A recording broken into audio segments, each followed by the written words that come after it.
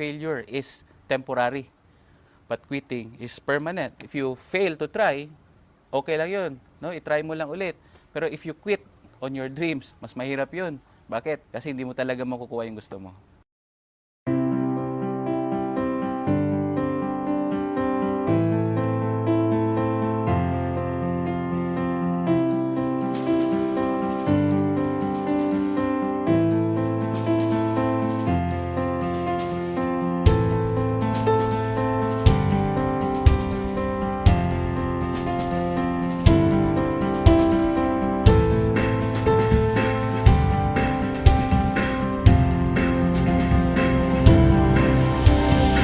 Dati ako nagtatrabaho sa isang farming industry.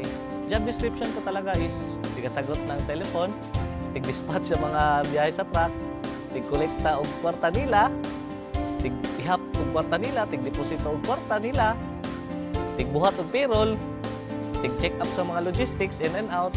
Profits are better than wages. Wages will make you a living, but profits can make you a fortune. It is a bit difficult to get rich on wages, but anybody can get rich on profit. So that day, naisip ko na magnegosyo na lang kaya ako. Pero paano? Nadunggan ako ni dati ang B-Mobile sa una pag yun kayo. Tuwing nasa jeep ako, B-Mobile pag pinag-uusapan. Naglalakad ako, B-Mobile na naman. Tuwing nasa ibang office, B-Mobile. I used to be a regular employee for a US-based company. Bale, computer programmer nila ako. So, although maganda naman yung trabaho, maganda yung pay, pero nasa-sacrifice yung social life ko. So, wala na akong time for my family. And at the same time, so malaki rin yung sacrifice ko sa health ko. A friend told me, sabi niya sa akin, Juan, meron akong magandang business na nakita. Baka gusto mo ring tingnan. So, sumama lang ako sa kanya.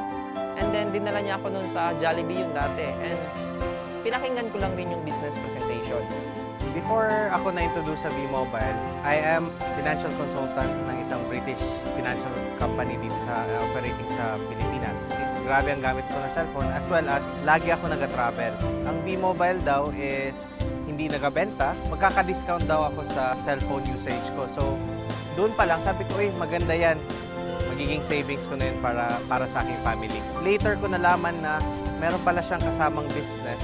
Hindi ko in-expect na malaki pala yung bigay sa akin na nagiging secondary income ko na siya. And significant yung secondary income na yan. Hindi lang yung maliliit na amount.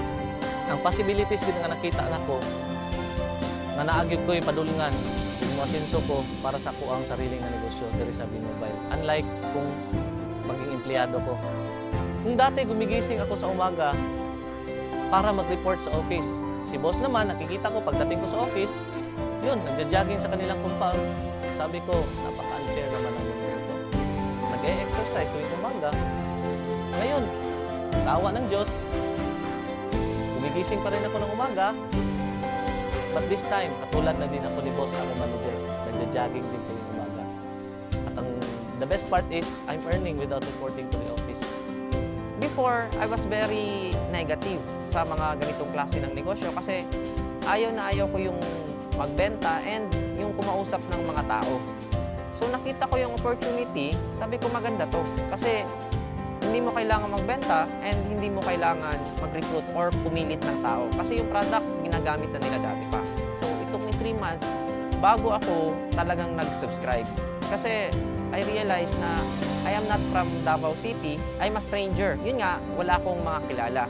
And fortunately, naging maganda rin naman kahit papano. Doon sa projection, pinakita sa akin sa table, after 3 months, 5 months, ito na yung kikitain mo. So, sa akin naman, fortunately, it took me 6 months bago may naniwala sa akin. So, for 6 months, walang naniwala, walang nag-subscribe, marami akong dinadala sa office. So, it was really challenging that time. After that, nagsunod-sunod na. Naging maganda na yung resulta and lumaki na yung grupo ko. Dati po akong manager sa isang kumpanya. Sales rin po yung trabaho ko. I was looking forward to have my own business. So, habang naghahanap ako ng mga kliyente ko, I dropped into B-Mobile. Nagulat ako sa resulta niya kasi in a span of 8 months time, kumita siya ng mga 7 million pesos. So for me, sabi ko, okay kumita ka ng 7 million, ang liit ng kapital mo, bakit hindi ko subukan?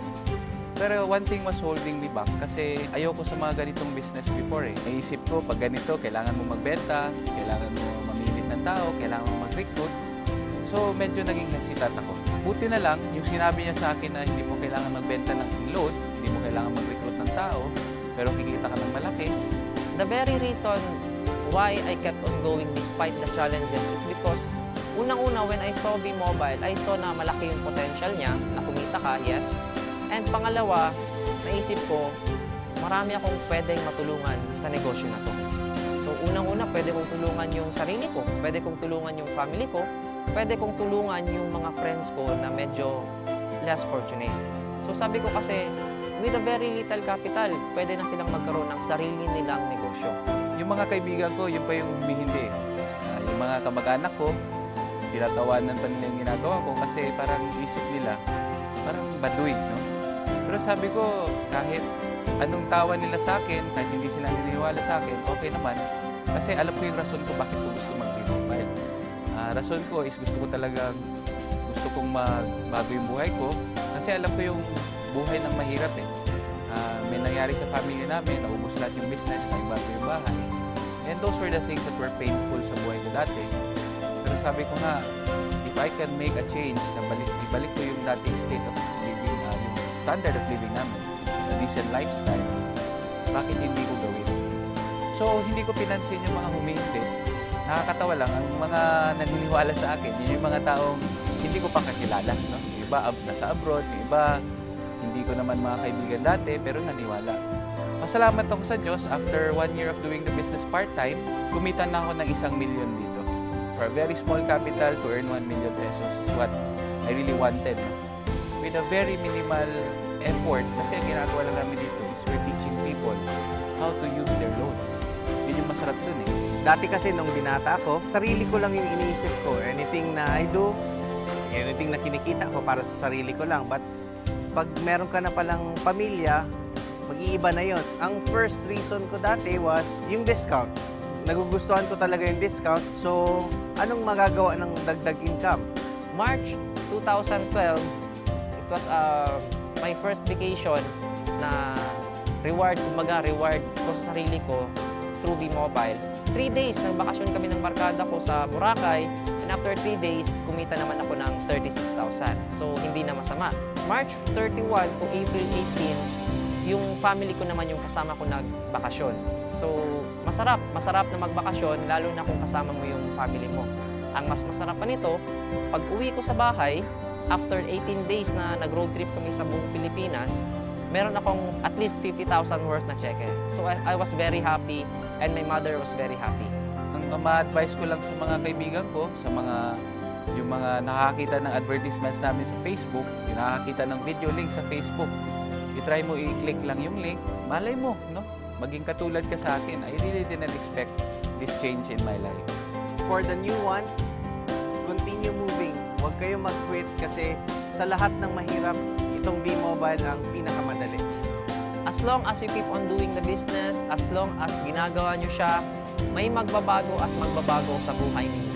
Imposibleng wala. Salamat V-Mobile, unti-unti mong inikot ang buhay ko, paitaas. Thank you po. Maraming salamat sa V-Mobile, no? Maraming salamat din po sa lahat ng mga taong naniwala sa akin. And maraming po salamat din po sa mga taong nag-guide sa akin dito sa business na ito. Kasi sabi nga, it is in helping each other, no? Together, everyone achieves more. As a team, tulong-tulungan po tayo para kunin natin yung pangarap natin. Maraming po salamat.